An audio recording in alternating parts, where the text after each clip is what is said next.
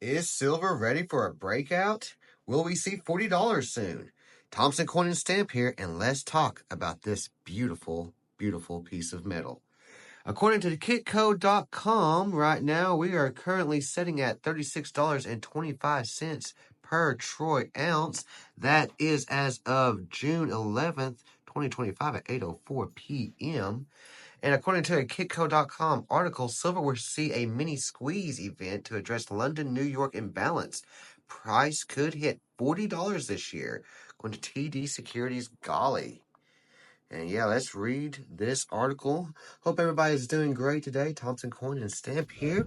Make sure you hit that subscribe button if you like our content. And we are moving along here. Kitco News. After gold's sustained rally to a succession of all-time highs over the last 2 years, silver prices have finally started to break out over the last 2 weeks. And the unresolved market distortions between New York and London could see the gray metal hitting new highs of its own before long, according to Daniel Gawley, senior commodity strategist with TD Securities. Right now, the silver market is buzzing with excitement because prices broke through $35 an ounce, Gawley said. That's been very difficult to break through over the last several years.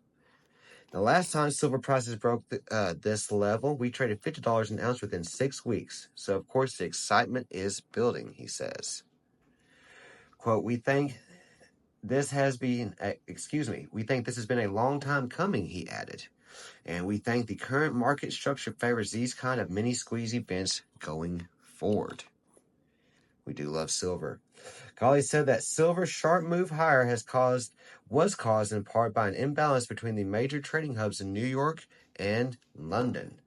The breakout itself, when we crossed through the $35 an ounce level, was a futures-led breakout. And that was my dog Wiley sneezing. He said, this contrasts with what you might expect, given that we are now 5 years running into a structural deficit. That deficit has eroded physical inventories, and you would expect such a breakout to be led by the physical side. That hasn't been the case, and as a result, it suggests more speculative activity in silver markets, which makes it more difficult to forecast what might occur as a result. Do love these beautiful, beautiful maple leaves. He says, but even though the breakout was futures-led, Gawley said it might represent a psychological shift in the physical market. The fact that last time we broke through this level, we rallied very substantially thereafter might start to attract subsequent ETF inflows, he said. Those ETF inflows are increasingly draining what little is left in the world's largest bullion vaulting system for silver out of London. You have to think about this massive imbalance that has occurred as a result of the threat of tariffs earlier this year. A tidal wave of metal moved from London into New York because of the relative prices between New York silver and London silver incentivized that move. He says, we are now left with a market structure in which London is critically scarce, Gawley said. There's less silver that is freely available for purchase in London than is typically traded on any given day. And meanwhile, you have this oversupply in New York.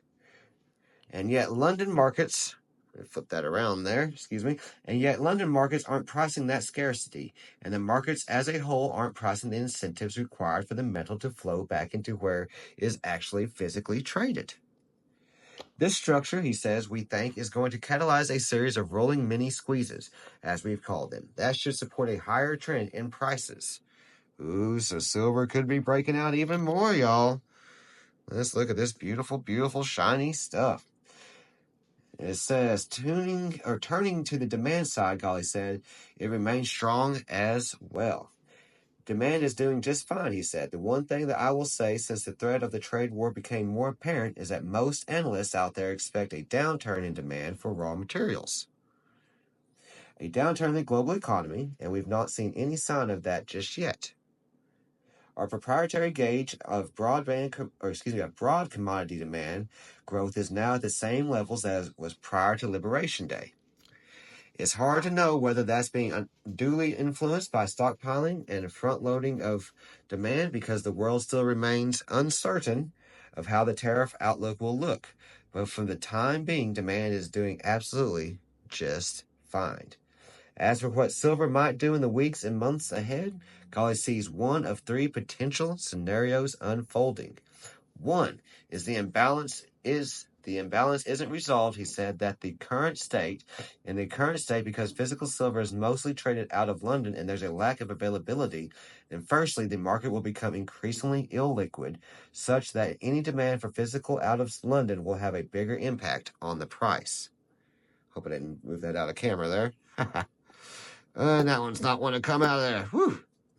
He says, we'll get that in the frame. There we go. Golly warned this could result in London's available silver supply becoming increasingly concentrated among fewer market participants. Again, that fuels more illiquidity, and that's really what drives our view of rolling mini squeezes going forward. He says, the other two scenarios involve different ways that the market could incentivize the flow of silver from New York to back to London. One is you have to create an increase in supply of futures. It would catalyze the transportation of arbitrage because, get that over there, London prices being higher than New York prices. The interesting part about that is that we just went through a major liquidation event. Speculators, whether they're algorithmic traders, discretionary traders, in the aftermath of Liberation Day, we saw large-scale, massive liquidations from those cohorts, and that wasn't enough to catalyze the supply of futures required for this to occur. The third option, ultimately, as a rise in the price of London physical silver relative to the U.S. futures, Golly said, and that goes back to our view of this successive series of rolling mini squeezes that are actually probably required to address the imbalance. Regardless of which scenario eventually plays out, Golly sees silver prices gaining another 10% in 2025. We forecast higher silver prices on the horizon, he said. We think that we could trade $40 an ounce before the end of this year.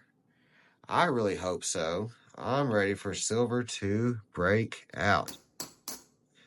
To just love this beautiful, shiny metal. Let me know what y'all think. Do you think we'll hit $40 here soon? Do we think we'll hit $50 soon? Another kitco.com article talks about silver breaks key resistance. Miners outperform junior expert ICE $50 target. So maybe we'll hit $50 now. Silver has achieved a significant technical breakout, pushing above its 13-year resistance level of $35 an ounce, with prices touching $37 recently. According to David Erfel, founder of Junior Mining Junkie, this weekly close above $35 marks a technical breakout, turning that price into important support. In an interview with Kitco Mining, Erliff noted that the last time silver broke above $35 on a weekly basis in 2011, quote, it took less than 6 weeks to reach its all-time high of $50. Or excuse me, at $50. He highlights silver's history of moving very quickly and very violently when it does move. Follow through with quarterly high close above $37.50 this month could open the door to $40 and potential test $50 all-time high later this year. So let me know what y'all think. If you think we're going to be seeing $40 or $50 silver here any time soon. Like I said, we are setting at $36.30. See what we hit tomorrow morning on June 12th. Appreciate everybody tuning in. Make sure you follow us along. Hit that subscribe button. We're here every Tuesday night, 7 p.m. Central Standard Time for our weekly coin roll hunt and chat. Until next time, Thompson Coin and Stamp is out.